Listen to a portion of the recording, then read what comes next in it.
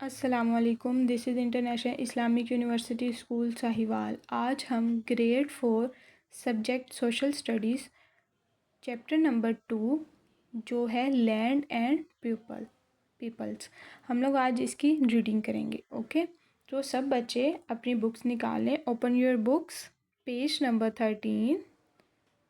सब बच्चों ने अपनी बुक्स निकालनी। Page number 13, date and day mention कर लें। हम लोग आज इसकी रीडिंग करेंगे। ओके, अब सबसे पहले हम इस चीज़ को अंडरस्टैंड करते हैं, जो लैंड एंड पीपल्स ये क्या चीज़ है। ठीक है, understanding how our environment shapes everything we do.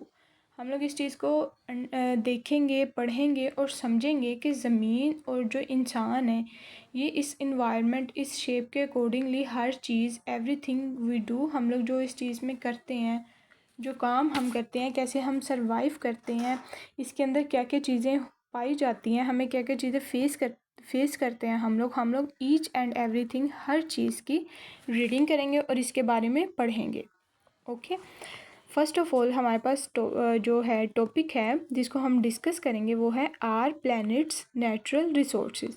हमारे प्लैनेट्स में जो नेचुरल रिसोर्सेज हैं, हम सबसे पहले उसके बारे में डिस्कस करेंगे। नेचुरल रिसोर्सेज कौन से होते हैं? जो कुदरती होते हैं, अल्लाह ताला की तरफ से बनाए गए होते हैं। हम लोग उन रिसोर्सेज की बात करेंगे। अब सबसे पहले हमारे पास क्या आता है? वाटर। अगर हम लोग वाटर की बात करें तो fresh water from rivers and lakes for drinking, farming and energy. अब जो फ्रेश वाटर होता है, जो हमें रिवर्स और लेक से मिलता है, हम उसे किस लिए यूज़ करते हैं? उसे हम पीने के लिए यूज़ करते हैं, उसे हम फार्मिंग के लिए यूज़ करते हैं, मीन्स काश्तकारी के लिए, जिसे जो फसलें हैं, जो हमारी ज़मीनें हैं वो ग्रो करती हैं, फसलें ग्रो करती हैं, हम लोग वहाँ यूज़ करते हैं। और एनर्जी हमें इस चीज़ से मिलती है, हम लोग उसके लिए भी यूज़ करते हैं। आगे मैं आपको इसके बारे में पूरी डिटेल बताऊंगी कि हम लोगों को वाटर से एनर्जी जो है वो कैसे मिलती है। अगर हम लोग सॉइल की बात करें, जो सॉइल है ये क्या होता है? Nutrient rich earth from growing food and building materials. ठीक है, अब जो सॉइल है, ज़मीन की बात करें तो कुछ जो अर्थ में अगर हम लोग कुछ टाइप्स की अगर ज़मीन देखें तो वो बहुत ज़्यादा रिच अमाउंट में होती है। For rich in a sense के उसमें बहुत ज़्यादा वो सरजो शादाब होती है। हम लोग उसके अंदर बहुत इजीली जो क्रॉप्स हैं वो क्या होती हैं? ग्रो कर सकती हैं। उसमें हम लोग काश्तकारी, दरख्त, हर चीज़ फ़ौरन हम लोग उस पर लगाएंगे और वो क्या होगा? बहुत अच्छी तरह और बहुत जल्दी ग्रो कर जाएगा। वो इन चीज़ों में बहुत अच्छी होती है और उसमें जो हमारा फूड होता है वो ग्रो करता है बहुत अच्छी तरीके से। और वो बड़ा जो हमारा फूड उन जगह पर जो कि बहुत अच्छी सब्ज़ो शादाब ज़मीनें हैं वहाँ पर ग्रो करता है, वो बहुत अच्छा रहता है, वो बड़ा बेनिफिशियल होता है हमारे लिए।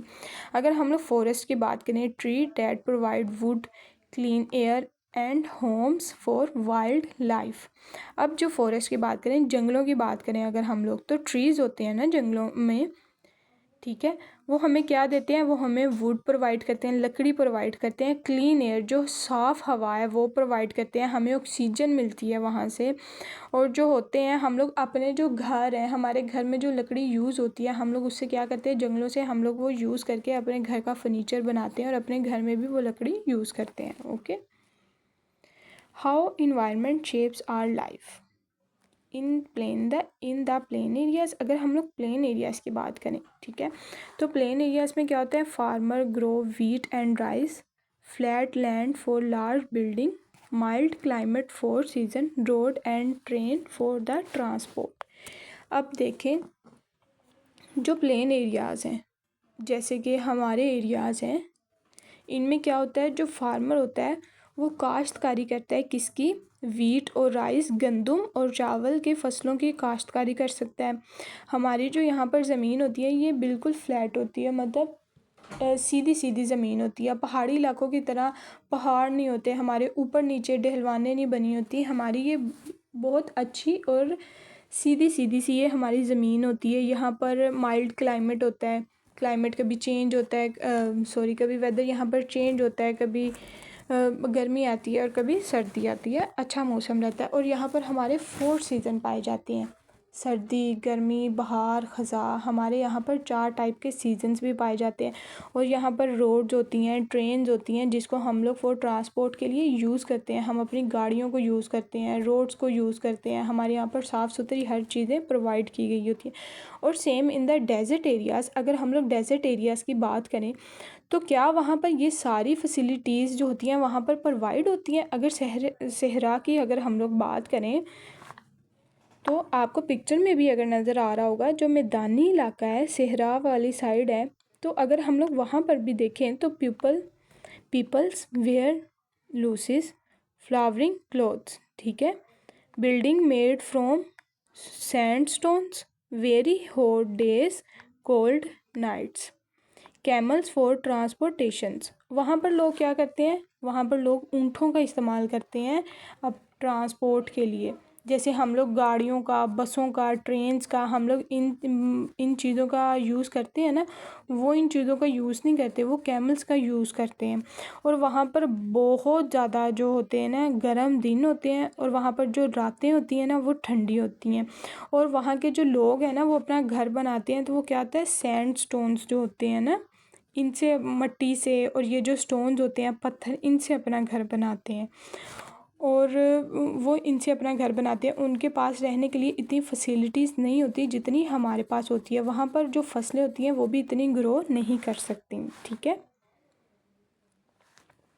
और अगर हम लोग नेचुरल इन्वायरमेंट की बात करें तो फिज़िकल फीचर्स आते हैं हमारे पास, सॉइल आती है हमारे पास, क्लाइमेट होता है और वेजिटेशन आता है। अब हम डीप डाउन इसकी डिटेल पढ़ेंगे।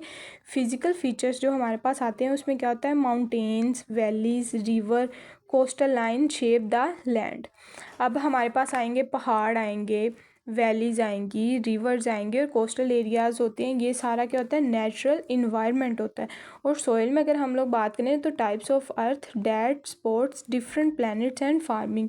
हमारे पास टाइप्स ऑफ अर्थ आ जाती हैं जो कि हमें फार्मिंग में सपोर्ट करती हैं। मैंने आपको अभी बताया कुछ इलाकों में गंदम बहुत अच्छी होती है, कुछ में चावलों की जो काश्तकारी होती है वो अच्छी होती है, कुछ में कपास की और डिफरेंट ऐसी चीज़ें होती हैं वो अच्छी होती हैं। और अगर हम लोग फ्रूट्स की बात करें तो जैसे सेब है, और हमारे पास जो ड्राई फ्रूट्स हैं ये हम लोगों को कहाँ से हम लोगों को ज़्यादातर मिलते हैं, ये हमें पहाड़ी इलाके से मिलते हैं। जो माउंटेन्स वाली साइड पे एरियाज़ है ना, हम वहाँ पर ये जो ड्राई फ्रूट्स हैं वहाँ पर ये ज़्यादातर पाए जाते हैं, वहाँ पर इनकी काश्तकारी होती है। और अगर हम लोग क्लाइमेट की बात करें तो क्लाइमेट में हमारे पास कौन सी चीज़ें आ जाती हैं, temperature, rainfall and weather pattern in each regions. Okay, हर रीजन्स में अपने उनके अकॉर्डिंगली जो होते हैं, क्लाइमेट के अकॉर्डिंगली चेंज होते हैं। वहाँ पर टेम्परेचर भी उनके अकॉर्डिंगली चेंज हो जाता है, बारिशें भी उनके टाइम के अकॉर्डिंगली आती और जाती हैं, और हर चीज़ जो होती है वो उनके जो उनका वहाँ पर मौसम चल रहा होता है उसके अकॉर्डिंगली चलती हैं। और वेजिटेशंस की अगर बात करें तो इसमें फॉरेस्ट होते हैं, ग्रास लैंड्स होते हैं, और जो प्लांट्स होते हैं वो ग्रो करते हैं नेचुरली। अब अगर हम लोग बात करें, अगर आप बुक के भी पेज नंबर 14 पर अगर देखें तो 13 पे अगर देखें तो उन्होंने एक डायग्राम ड्रॉ की गई है जिसमें उन्होंने बताया गया है कि हमारी जो दुनिया की पॉपुलेशन थी वो कितनी थी, ठीक है। अगर आप देखें 1803 में अगर हम लोग देखें, 1803 में अगर हम लोग बात करें तो इस पूरी दुनिया में कितने लोग थे, 1 बिलियन पीपल्स जो थे वो ऑन अर्थ, इस ज़मीन पर 1 बिलियन पीपल्स जो थे वो पाए जाते थे। 1927 में 2 बिलियंस हो गए, 1960 में 3 बिलियंस हो गए, और 2024 में 8 बिलियंस पीपल्स पाए जाते थे, ठीक है। और अब आगे उन्होंने प्रिडिक्ट किया है कि हमारा 2038 में 9 बिलियंस पीपल्स जो हैं वो क्या होंगे, अर्थ पर पाए जाएंगे। और 2088 में प्रिडिक्ट किया गया है कि 11 बिलियन पीपल्स जो होंगे वो ज़मीन पर इस पूरी दुनिया में पाए जाएंगे। और अब नेक्स्ट पेज नंबर 14, बुक में पेज नंबर 14 पे अगर आए तो वहाँ यहाँ पे बताया गया है डिफॉरेस्टेशन का टॉपिक है, ठीक है। डिफॉरेस्टेशन क्या होती है, डिफॉरेस्टेशन होती है कटिंग डाउन ट्रीज़, क्लियर जो हम लोग कर देते हैं लैंड, और लॉगिंग। अगर हम लोग देखें कि दरख्तों की कटाई बहुत ज़्यादा होने लग जाए, ठीक है। तो इससे क्या होगा, दरख्तों की कटाई हम लोग क्यों करते हैं, large scale remove for forest and would land areas. जो वुड लैंड एरियाज़ होते हैं जैसे कि जंगल, हम लोग उसकी कटाई कर देते हैं और हम लोग क्लियर कर देते हैं उस ज़मीन को, किस लिए, फॉर सिटीज़ के लिए, फार्म्स के लिए और डेवलपमेंट प्रोजेक्ट्स के लिए। हम लोग, अगर वो कुछ लोग होते हैं वो जंगलों को काट देते हैं और उस पर, उन जो जगह होती हैं उस पर क्या करते हैं, सिटीज़ को बनाते हैं। ठीक है, वहाँ पर लोग घर बना लेते हैं, बिल्डिंग्स बना लेते हैं, वहाँ पर फसलों की काश्तकारी कर लेते हैं लोग, और क्या करते हैं वहाँ पर अपना प्रोजेक्ट्स, इंडस्ट्रीज़, इसको क्या करते हैं, बना लेते हैं, डेवलप कर लेते हैं। और जो होता है, जो काश्तकारी की गई होती है उन्होंने दरख्तों की, जो वुड उन्हें मिलता है उसका फिर हम लोग क्या करते हैं, उस वुड को हम लोग कंस्ट्रक्शन में यूज़ कर लेते हैं, पेपर बनाने के लिए यूज़ कर लेते हैं और फ्यूल के लिए यूज़ कर लेते हैं दरख्तों की लकड़ी को। अब देखें इफ़ेक्ट ऑफ डिफॉरेस्टेशन। अब जो ये हम लोगों ने काश्तकारी की है, दरख्त उतार दिए हैं, इन्हें ख़त्म कर दिए हैं, इसका हमारी ज़िंदगी पे क्या इफ़ेक्ट होता है। इसका हमारी ज़िंदगी पे तो बहुत ज़्यादा इफ़ेक्ट होता है। वो कैसे होता है कि इंक्रीज़ CO2, कार्बन डाइऑक्साइड जो होता है वो इंक्रीज़ हो जाता है। अब जो ट्रीज़ होते हैं ये ऑब्ज़र्व कर लेते हैं कार्बन डाइऑक्साइड को, जो हम लोग कार्बन डाइऑक्साइड रिलीज़ करते हैं और ऑक्सीजन टेक करते हैं, तो क्या होता है, ये जो हमारा कार्बन डाइऑक्साइड होता है ना, ये जो ट्रीज़ होते हैं ना, ये वो ऑब्ज़र्व कर लेते हैं। अगर ट्रीज़ फॉर एग्ज़ाम्पल कम हो जाएं, ठीक है, दुनिया में अगर ट्रीज़ जो हैं कम हो जाएं, तो क्या हम लोगों का यहाँ पे सरवाइव करना आसान होगा? नहीं, बिल्कुल हमारा सरवाइव करना आसान नहीं होगा। क्यों? क्योंकि अगर कार्बन डाइऑक्साइड ट्रीज़ ऑब्ज़र्व नहीं करेंगे और वो कम हो जाएंगे, तो क्या होगा, हमारी ये जो पूरी आबो हवा है इसमें कार्बन डाइऑक्साइड जो है स्टे करेगा, हमारी हवा में कार्बन डाइऑक्साइड स्टे करने लग जाएगा और ऑक्सीजन हमें कम मिलेगी, जिसकी वजह से हमें सांस लेने में मुश्किल होगी। लॉस्ट बायोडाइवर्सिटी, हम लोग जो हैं, many animals and plants loss their home and can not survive without forest habit. अब जिन जानवरों को जंगलों में रहने की आदत है, अगर हम उनका घर ही ख़त्म कर देंगे, जंगल उनका घर है ना, अगर हम उनका घर ही ख़त्म कर देंगे, तो क्या वो जानवर सर्वाइव कर सकेंगे? वो प्लांट्स और वो एनिमल्स सर्वाइव कर सकेंगे? नहीं, वो सर्वाइव ही नहीं कर सकेंगे। और अगर हम लोग जो हैं ज़मीन से ट्रीज़ ख़त्म कर देंगे, तो जब बारिश वगैरह होगी, तो ये जो ज़मीन जब बारिश होती है तो क्या होता है, जो ट्रीज़ होते हैं ये रेन का वाटर ऑब्ज़र्व करते हैं, और जब ये ऑब्ज़र्व करते हैं, जो हमारी जो मिट्टी होती है ये भी क्या होती है, ये फर्टाइल हो जाती है। ये रेन जब इनमें आती है तो ये भी क्या होती है, सब्ज़ो शादाब हो जाती है।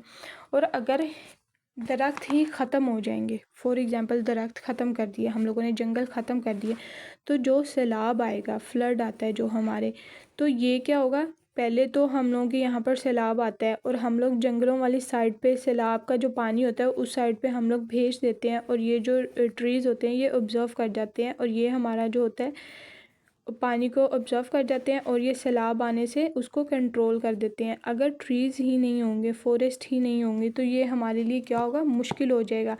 जो पानी है वो फिर कोई कंट्रोल नहीं करेगा, वो हमारे पास जंगल भी नहीं होंगे और हम वहाँ पर भी पानी को नहीं छोड़ सकते, और वो जो पानी है वो कहाँ पर आएगा, हमारी सिटीज़ में और हमारे घर पर आना स्टार्ट हो जाएगा, और इससे क्या होगा, इससे फिर हम लोगों का बहुत ज़्यादा नुकसान होगा। अगर हम लोग डैम्स की बात करें, तो डैम्स क्या होते हैं, व्हाट आर डैम्स? डैम्स का किसी को पता है डैम्स क्या होते हैं? यस, जो डैम्स होते हैं ना वो इसीलिए बनाए गए हैं, dams mean the action of, sorry, dams are constructed to store large amount of water. जो डैम्स होते हैं ना उसको हम लोग इसलिए बनाते हैं ताकि वो जो लार्ज अमाउंट ऑफ वाटर है उसको स्टोर कर सकें, और ये जो वाटर है ना इसको हम लोग आगे जाके इसको यूज़ कर सकें। अब हम लोग जो डैम्स का वाटर है वो कैसे यूज़ कर सकते हैं, हम लोग डैम्स का वाटर स्टोर करते हैं और इसको हम लोग आगे फार्मिंग के लिए यूज़ कर सकते हैं, इससे हम लोग पावर जनरेट कर सकते हैं। मैंने आपको बताया था ना हम पानी से पावर जनरेट कर सकते हैं, वो हम लोग कैसे कर सकते हैं, डैम से आपको पता है इलेक्ट्रिसिटी जनरेट करते हैं हम लोग, ये जो पानी है ना इससे हम लोग बिजली भी बना सकते हैं। अब देखें डैम्स के एडवांटेज भी हैं और डिसएडवांटेज भी हैं। अब डैम्स के जो हैं एडवांटेज क्या हैं और डिसएडवांटेज क्या हैं।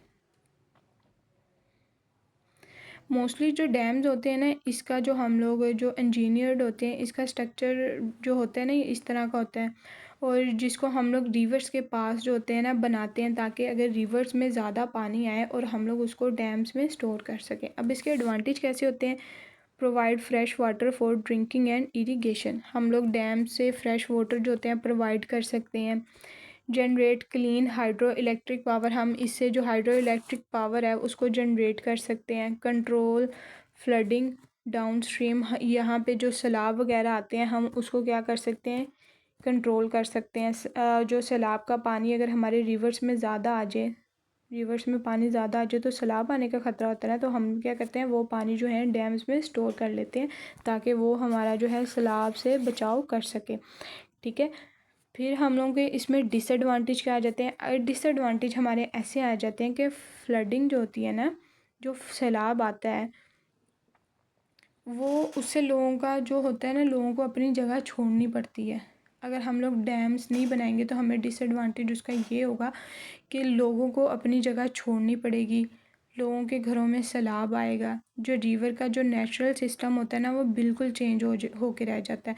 और दोबारा जब हाई कंस्ट्रक्शंस कॉस्ट होते हैं ना, जब हम लोग दोबारा अपने इलाकों को, जब सैलाब चला जाता है, सारा एरिया क्लियर हो जाता है, दोबारा नॉर्मल रूटीन में हमारी जो लाइफ है वो स्टार्ट हो जाती है, तो हम लोग देखें कि दोबारा जब हम लोग उसको कंस्ट्रक्शंस करें हम लोग अपने घरों की, तो वो बहुत महंगी हो जाती हैं। एक तो सैलाब की वजह से हमारा इतना नुकसान हो जाता है, दोबारा जब हम अपने हाउसेस जो होते हैं रीबिल्ड करते हैं तो उस पर भी हम लोगों को बहुत महंगी कॉस्ट आती है। अब हम देखेंगे प्रोटेक्टिंग आवर इन्वायरमेंट, हम अपने इन्वायरमेंट को कैसे प्रोटेक्ट कर सकते हैं। हम लोग क्या कैसे कर सकते हैं?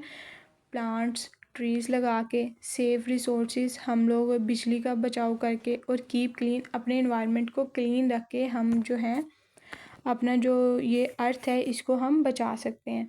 फॉर एग्ज़ाम्पल हम लोग जो प्लांट्स हैं और ट्रीज़ हैं ये ज़्यादा ग्रो करेंगे तो इससे क्या होगा, हमें ऑक्सीजन क्लियर मिलेगी, हमारा जो इन्वायरमेंट है वो भी क्या होगा, क्लीन रहेगा। Save resources, turn off lights, fix leaks, ये जो हमारे यहाँ पर लीकेज होती है अगर हम लोग उसको फिक्स कर लें, जैसे कि अब जो वाटर लीकेज होती है, पानी ज़ाया होता रहता है, हम लोग पानी का बचाव करेंगे, उससे हम लोग को क्या होगा, बिजली हम लोग जनरेट कर सकते हैं अपनी जो, अगर हम लोग कोई रूम में नहीं बैठा और किसी रूम में लाइट चल रही है, हम लोग अगर उसको बंद करेंगे तो हम लोग क्या होगा, लाइट को सेव कर लेंगे। ठीक है, और अपना जो इन्वायरमेंट है उसको हम लोग डर्टी नहीं होने देंगे, रिसाइकिल करेंगे हर चीज़ों की, और जो अपनी कम्युनिटी है उसको, जो हमारे एरियाज़ हैं हम उसे क्लीन रखेंगे, तो इससे क्या होगा, हमारा जो इन्वायरमेंट है वो क्या होगा, साफ़ सुथरा रहेगा।